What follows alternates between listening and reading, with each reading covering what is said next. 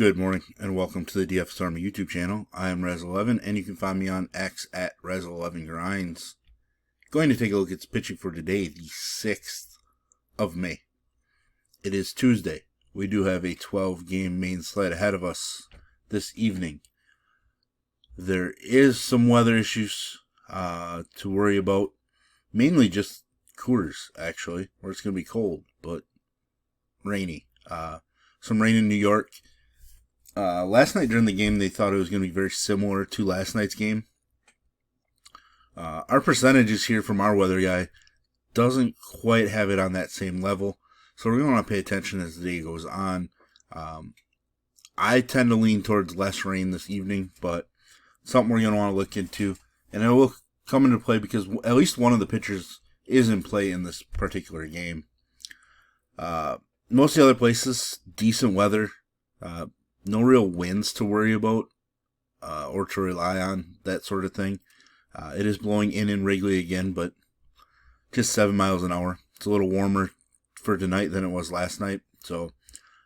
But yeah, we will jump in here. Let's see if we have any ownership projections for this main slate this evening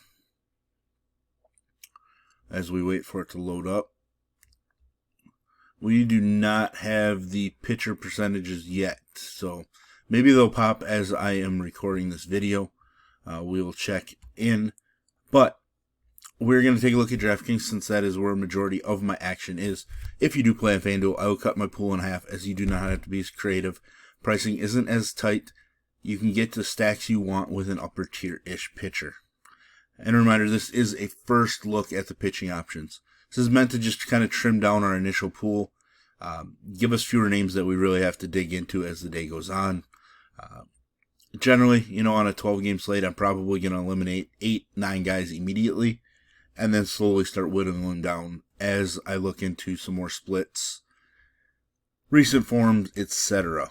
Weather generally takes a chunk of that research as well, but like I mentioned, weather isn't really there to help or hurt us much this evening. Let's just get started with that potential rain game in New York. I'm not going to go to Clark Schmidt, even though he showed us something last time out. Walks were still up.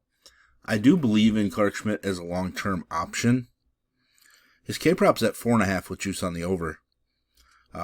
This game opened as a pick'em. Game total of 8.5 with juice on the under. So there are things that kind of show up for Schmidt as being an option. I just don't really like the K upside in this particular matchup. On the other side, King is probably the one guy in this game that I'm interested in. Little revenge narrative against the Yankees. Strikeouts have been there. Obviously, he had 2 rough starts early out of his first 3 starts from a K standpoint. But he's been phenomenal over his last 4 starts. Plenty of K upside. His K prop's at 6.5 with juice on the under, which puts him tied for second, I believe. Actually, tied for third on this particular slate. Neither pitcher in this one has win odds yet, so we'll want to see those. But even though it's a pick'em or at least open that way, I would think that King probably has better odds for earning the W in this matchup. So that's kind of why I'm going to lean the use of King. Especially with a total that could end up around 8. Feels like a pretty decent spot for a pitcher, even in this ballpark. We know how dangerous the Yankees lineup is, but they can go cold. Power slumps a lot more than speed. Philadelphia, Tampa Bay. Pitcher in this game has the top K prop on the slate at 7.5. Juice to the under, and he's plus 110 to earn the W. That pitcher is Zach Wheeler. Tampa Bay's offense, better when they are at home, so which is where they're at now. Wheeler has given up exactly 1 home run in every start this season. That's a bit worrisome. 7+ strikeouts in all but 1 start so far this season. Over 104+ pitches in 4 out of the last 6 starts. So they're allowing him to do his thing as a true ace on the squad. He has been rougher on the road, so that's obviously a worry, but still. Game total of 8, juice on the under. Zach Wheeler, arguably the top option on the slate for me. Drew Rasmussen, a guy that I'm going to consider, hasn't been great the last couple. Pretty solid ground ball rates. Ks can be there. Not a huge K reliant guy. His K prop's 5.5. Juice on the under, but I mean that's roughly a top 7-ish K prop on the slate, which isn't bad for being the top third as far as the number of pitchers on this slate. The issue, pitch count wise, hasn't crossed 84 pitches. Has been in the 70s in half of his starts. Philadelphia does have plenty of power. He's not really a guy that's going to give up a ton of home runs. 1 in each of the last 2 starts after 0 in the first 4. When he's looked the strongest was the first 4 starts. Right now, I think he's kind of in my pool, but I could see him moving out of my pitcher pool when all's said and done, as I try to get down to roughly, 7 or 8 pitchers in it. He's plus 340 to earn the W, which is pretty extreme odds, which I don't really like. I mean, his K-prop's nice. The game environment, aside from Philadelphia's dangerous offense, is intriguing. I just don't really like the length, and then the fact of earning the W as being pretty important. Chris Sale, Andrew Abbott. Chris Sale's plus 115 to earn the W. K-prop is 6.5 with juice on the over. Puts him at the second best K-prop on the slate. The Braves are minus 225 favorites. Game total of 8. Sale, definitely going to be a guy that's in play. I like left-handed pitching against Cincinnati. They're super volatile offense. They can explode at any point, but they're prone to long stretches of cold play. Chris Sale's coming off of his best performance of the season, and it happened to be in Coors. Some good trends. Had struggled, and to figure it out while pitching in Coors, that's always a positive. So at just 8,800, I think we're getting a 10K type pitcher in a spot that he could be the number 1 point scorer on the slate. Andrew Abbott, 1 rough start, a couple good ones, and then an okay one. Walks have jumped up the last couple of starts. Ks have been down. More of a fly ball guy. Obviously a worry, because home runs can happen in bunches. He's given up just 3 through 4 starts. His K-prop's just 4.5 with juice on the under. It's not all that exciting.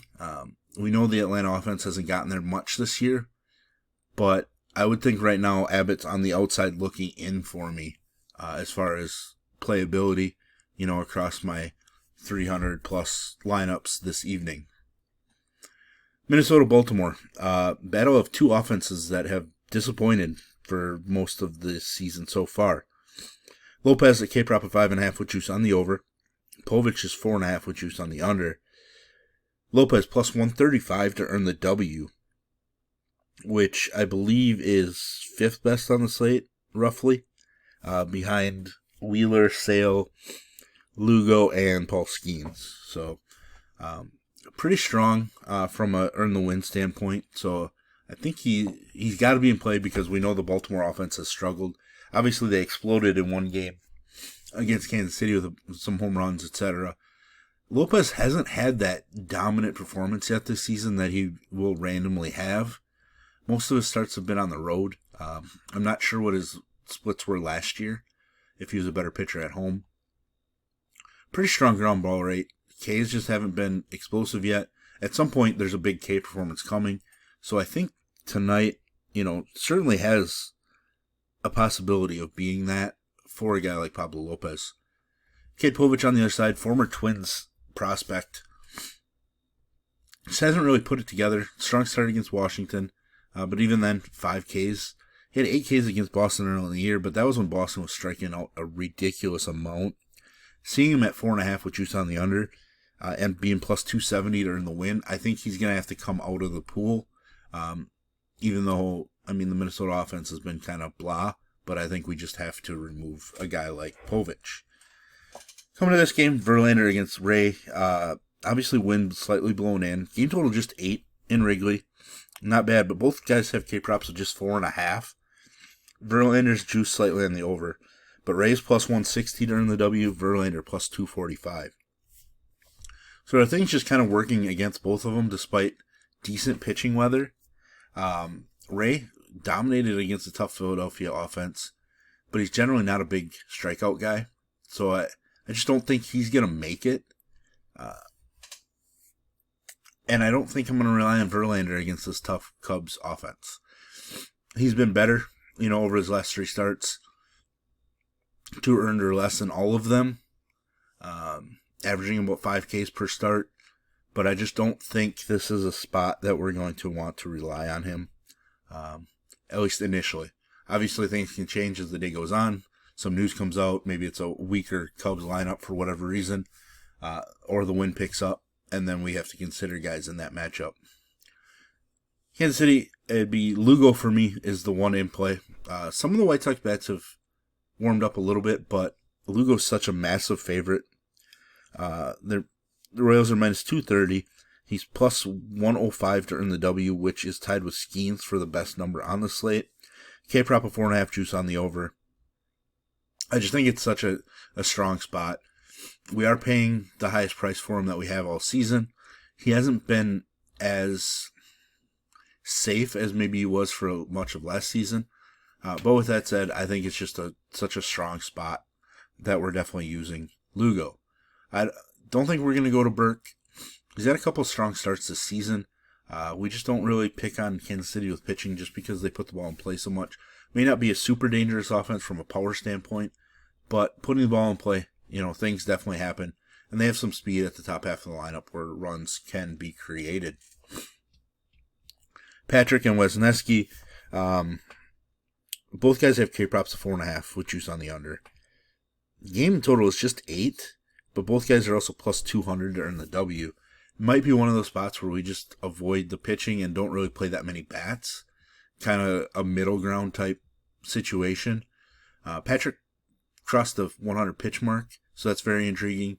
I think I'm most intrigued by Patrick just because Jordan went on the IL, but he did struggle against the White Sox team last time out. Something to obviously pay attention to, but he's been far better when pitching at home, where he's at tonight.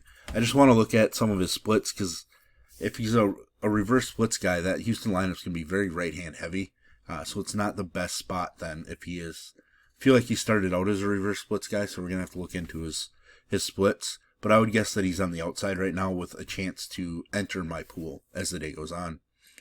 Wisniewski has shown some upside, even some K upside, etc. He's not a clean guy. He's not going to walk a lot of guys, but he's going to allow a lot of balls put in play. Milwaukee offense has struggled a little bit recently, but I just don't think I want to rely on Wisniewski.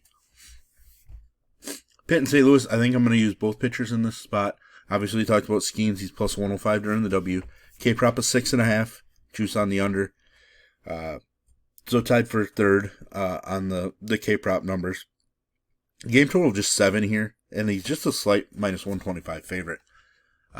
Coming off of a rough performance against the Cubs after he dominated the Dodgers.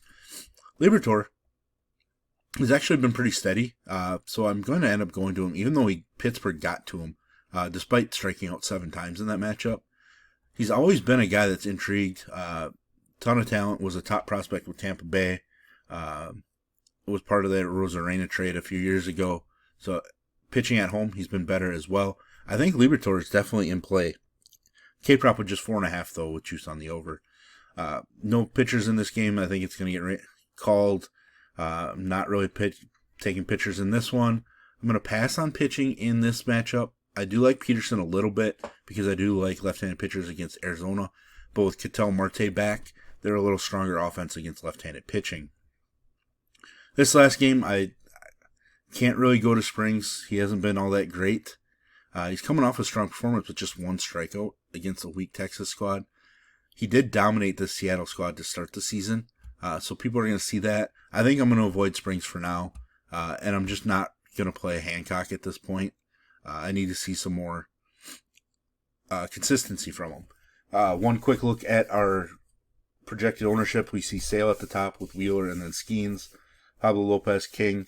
So kind of as we would expect it. So there's we have our first look at pitching options on this particular slate. If you enjoy what I bring to you, please hit the like button, hit the subscribe button, turn the notification bell on, get the alert anytime we drop videos here at DFS Army. If you want to join us, get access to our coaches, tools, sheets, Discord, etc. I will put links in the description below. You can use promo code RAZ, that's R-A-Z, for 10% off monthly. And as always, best of luck, everybody.